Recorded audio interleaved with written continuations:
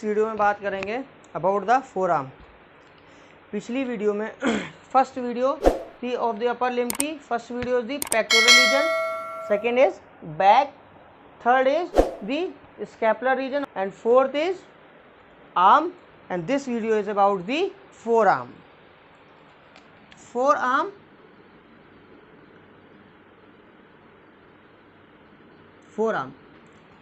Forearm from the elbow joint up to the wrist joint, this is our forearm. Forearm can be divided into two compartments, anterior and posterior compartment. Anterior compartment and posterior compartment. This is the part 1. Anterior compartment and posterior compartment. Now ये anterior compartment है and ये posterior compartment है। anterior compartment की muscle contract होंगी तो ये क्या कराएंगे, फ्लेक्शन। फ्लेक्शन की definition, decrease in the angle. Angle दो बोन के बीच में जो एंगल हो रहा है वो डिक्रीज हो रहा है। तो in the anatomy decrease in the angle is called flexion. Decrease in the angle is called flexion. और जो posterior वाली मसल्स हैं ये क्या करेंगी, जब कॉन्ट्रैक्ट होंगी तो एंगल इंक्रीज होगा। Increase in the angle of the joint, this is the flexion. Decrease in the angle is the flexion and this will, and posterior muscle will contract, then it will increase in the angle between two bones. This is the extension. Extension is increase in the angle. Increase in angle. This is called extension. So anterior compartment also called flexor compartment. Flexor compartment. Why it is called flexor compartment? Because anterior compartment की muscle अगर contract होंगी then decrease in the angle, and this decrease in the angle in the anatomy is called flexion. That's why anterior compartment is also called the flexor compartment and posterior compartment is also called extensor compartment. Why? Because posterior muscle will contract, then it will increase in the angle of the joint. This is the extension. So this compartment is called extensor compartment. Extensor compartment.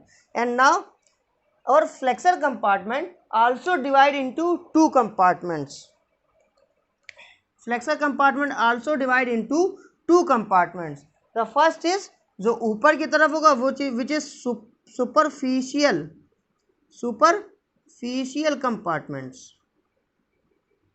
and other is deep to superficial, which is deep compartments, deep muscles. Flexor compartment also divide into two compartments. First is superficial compartment and the second is deep compartments. Now talk about the muscles of the superficial compartments.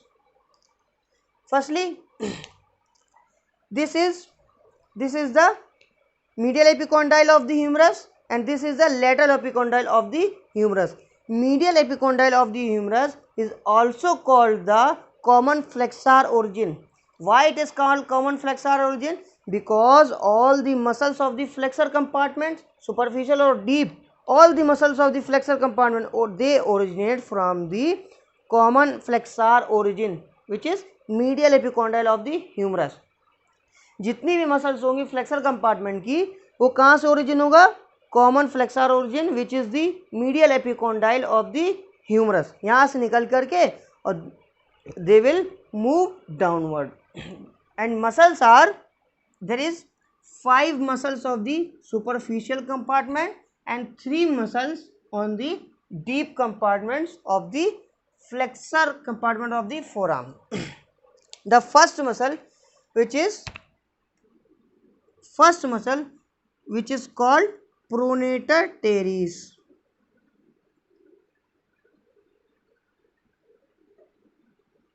Why it is called pronator teres? Because the first muscle of the flexor compartment flexor में भी superficial compartment की origin कहाँ से होगा?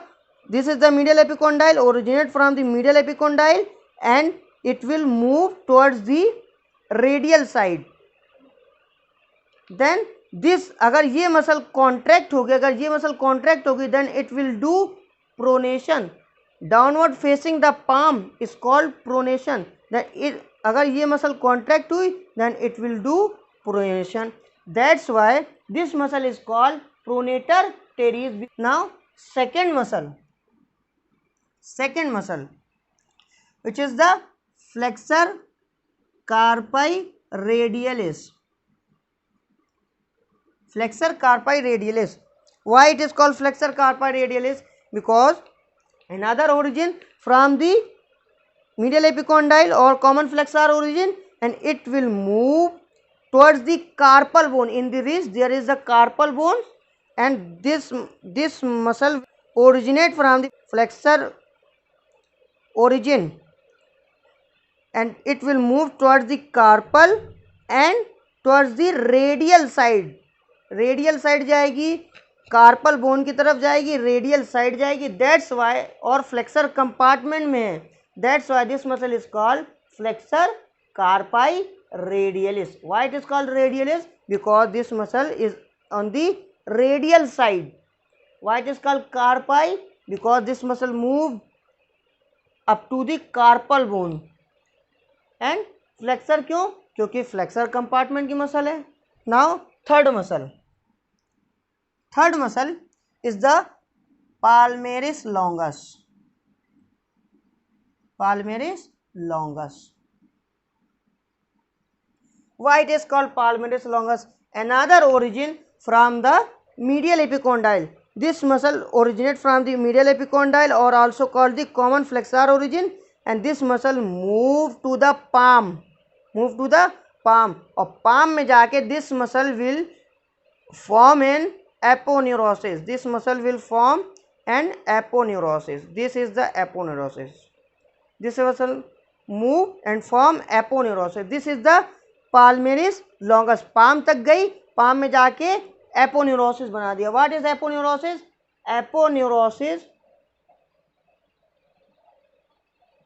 Aponeurosis nothing, it is flat tendon.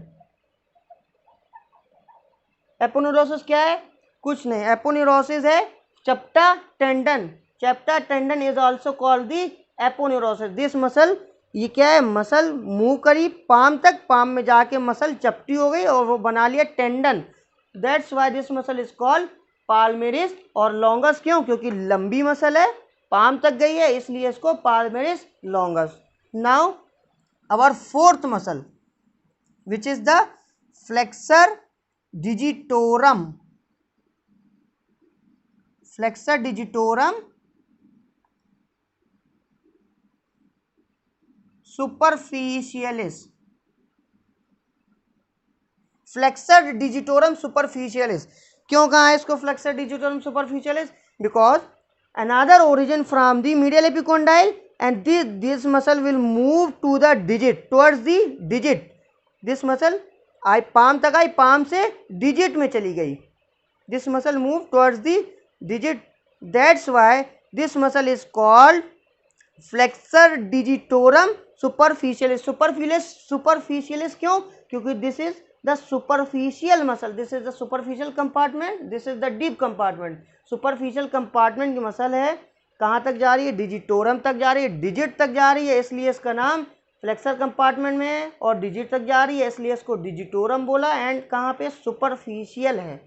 That's why this muscle is called flexor digitorum superficialis. Now the last muscle of the superficial compartment, which is the fifth muscle are called flexor carpi ulnaris. Flexor carpi ulnaris. Same. क्यों कहा flexor carpi अल्नरिस? Flexor compartments होगी, carpal bone तक जाएगी, लेकिन ulnar side होगी. सो ये muscle flexor से origin हुआ, कार्पल तक जा रहा है, लेकिन किधर से जा रहा है? अल्नर साइड से जा रहा है. Their medial bone is the ulna and the lateral bone is the radius. So flexor carpi ulnaris, ulna की साइड है तो अल्नरिस, कार्पल बोन तक जा रही है तो कार्पाई एंड फ्लेक्सर कंपार्टमेंट में है, कॉमन फ्लेक्सर ओरिजिन है, इसलिए इसको flexor compartment. So these are the muscles of the superficial compartment of the flexor compartment of the forearm. Now nerve supply. Nerve supply के लिए सिंपल सा Hilton law. जो nerve जहाँ रहती है, जो नदी जहाँ रहती है, जहाँ बहती है, वहाँ के एरिया को सप्लाई करती है. वैसे ही सेम कॉन्सेप्ट हियर.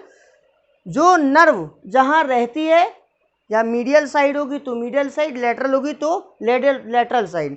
जो नर्व जहाँ रहती है वहाँ की मसल्स को सप्लाई करती है. Suppose our medial nerve is the, medial side की जो नर्व होगी वो कौन सी होगी? Ulnar nerve. और जो रेडियल साइड की नर्व होगी which is median nerve. So जो मीडियल साइड की मसल्स होंगी these are all supply by the ulnar nerve, और जो रेडियल साइड की मसल्स होंगी these all supplied by the median nerve. So this pronator teres, flexor carpi radialis and palmaris longus, these muscles are supplied by the median nerve. These muscles are supplied by the median nerve. And flexor carpi ulnaris, नाम में ही आ रहा है ulnaris because of the name. This muscle is supplied by the ulnar nerve. This muscle is supplied by the ulnar nerve. क्यों? क्योंकि ये ulna की side होगी तो सेम हिल्टन लॉ लगा देंगे. This muscle is supplied by the ulnar nerve. So this is all about the muscles of the flexor compartment of the superficial compartment of the forearm. If you like my work, then please like, share and subscribe my channel. Thank you very much.